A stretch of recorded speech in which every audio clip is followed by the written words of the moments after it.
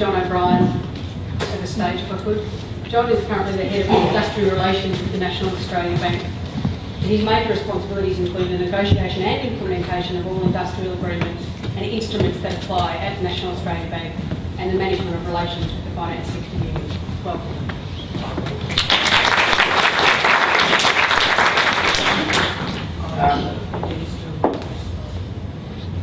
Okay, thank you. And good morning, everybody, and welcome to this lovely NAB building, which we are very happy to be involved in this event, provide our vendors to assist you with what we hope is a very, I'm sure it will be a very, very productive day. So I'd like to welcome everyone and thank you for coming along.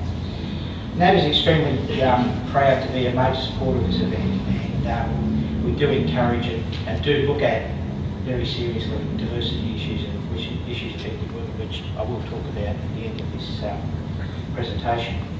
Before I start, I'd like to give you just a very brief background about NAB. NAB has approximately 28,000 employees in Australia, around about 42,000 worldwide across the globe. And just in Australia we have over 1,000 workplaces. So by any measure we are a very large organisation. NAB has adopted a strategy of aiming to differentiate ourselves from our competitors through our culture and reputation. And I'm sure you're all aware of the Breakup campaign and the Fair Value campaign and our slogan of more give, less take. At NAB we believe that what we do and how we do it is just as important as achieving our financial results. Put simply, our corporate responsibility is doing the right thing for our customers, employees and the community, because by any measure we are a large player in the community. Our approach to corporate responsibility and our role as a good corporate citizen is a key strategy for the company.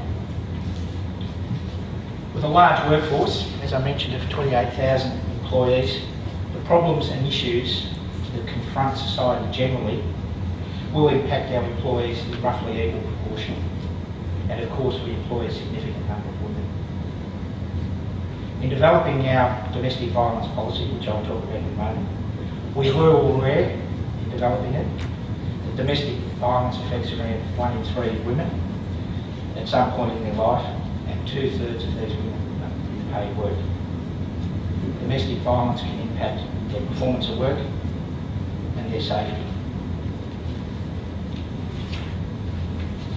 Domestic violence costs businesses in loss of productivity, attendance and staff turnover. They're all key drivers to the workplace. We're also aware that financial independence is crucial to surviving a violent domestic relationship.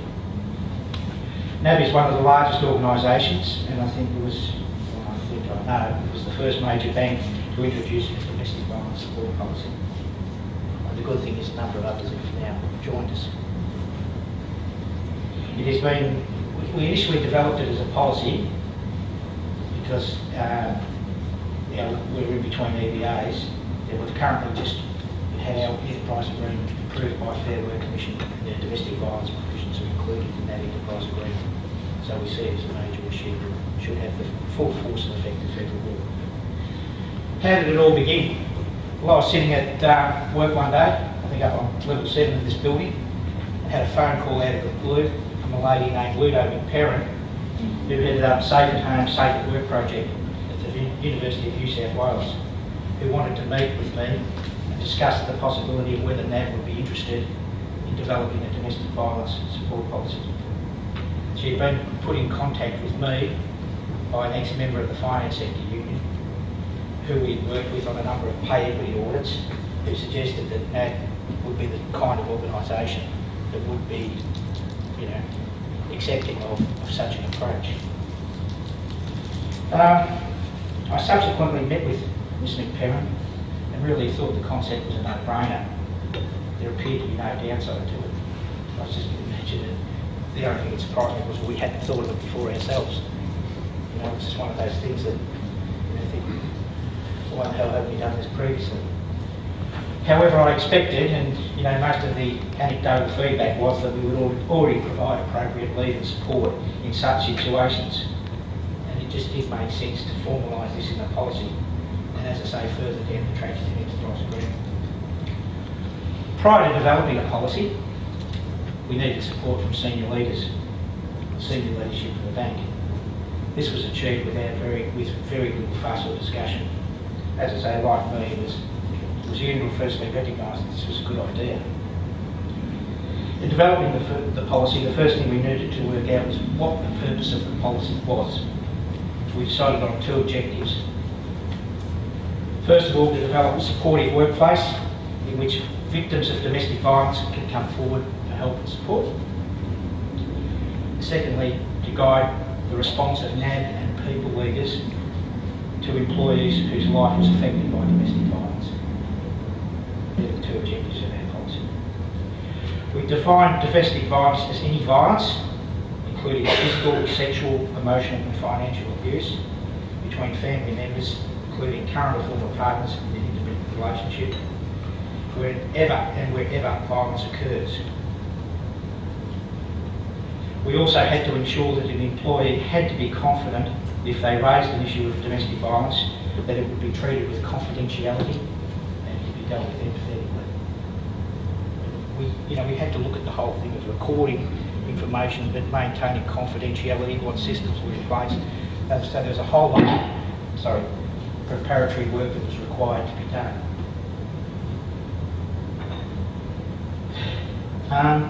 We dealt with this issue by requiring people leaders, first of all developing our policy and requiring people leaders, which we've got many obviously in an organisation of 28,000 employees, to contact our workplace relations team. That is a centralised team that has been trained on how to deal with domestic violence matters. There was also internal training of staff, systems upgrade to ensure that we could appropriately maintain appropriate data while ensuring confidentiality. We also had to contact, advise and train our external suppliers such as our employee assistance providers. As I say, a lot of preparatory work had to be undertaken. Under our policy, people leaders and NAB are required to, I'll just list a number of points, provide a sensitive and non-judgmental approach, discuss measures to provide safety in the workplace and make all efforts to provide a safe work environment for the employee, provide access to the employee assistance program, to contact workplace relations. As I say, they are the central planks and people who are trained. Where practical, work with the employee to grant leave and adjust work schedules or location if required. And that may involve, as a bank, we do have a large security team, so we may involve our security team as well if there are those particular issues. There are a range of measures that may be applied depending upon the particular circumstances of the particular case. The provision that most people concentrate on in terms of our policy is the request for leave. Leave for victims of domestic violence may be granted for medical or legal assistance, court appearances, counselling, relocation, or make other safety arrangements.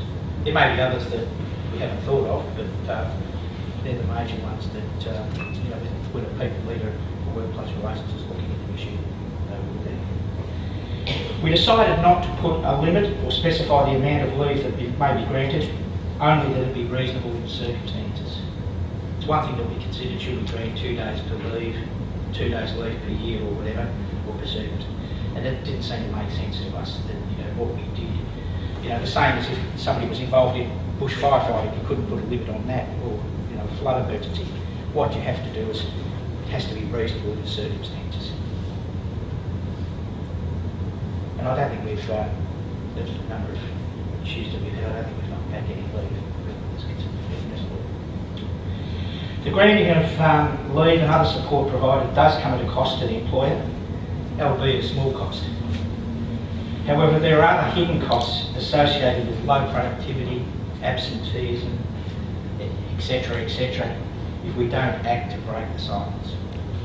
It is extremely important that as a large employer, as a large employer of women, we support them to break the silence and recognise that domestic violence is an issue which can impact on workers and workplaces. It is also important as a major player in the community that we adopt a leadership role. And I know the major focus of this conference this morning is on leadership. We adopt a leadership role in initiating and implementing such conditions in our workplace. That we act as a leader, and hopefully others will follow us by us taking the initiative. I just talking to Patty before, I just want to mention a number of other initiatives that we've taken because, as I say, women's issues and diversity is an important thing that we do look at in this bank. I will take this time for a bit of a plug. We have conducted 2 pay equity audits with the Finance Sector Union to look at the issue of pay equity, and it's an ongoing issue that we understand we need to address. We have introduced into our enterprise agreement maintenance of superannuation contributions on unpaid parental leave at 10%. We have also recently, in our recent enterprise agreement, which was approved by the Commission on the 16th of July, we have provided for the recognition of long service, continued recognition of long service leave on unpaid parental leave absences. And we've also introduced the concept that every woman who returns, or every person, I shouldn't say woman, but every person who returns from unpaid parental leave 12 months or more has a pay review to ensure that they haven't fallen behind in any aspect. So we think it's important as a large employer of women to be the lead on these issues. Hopefully others will follow. So, thank you.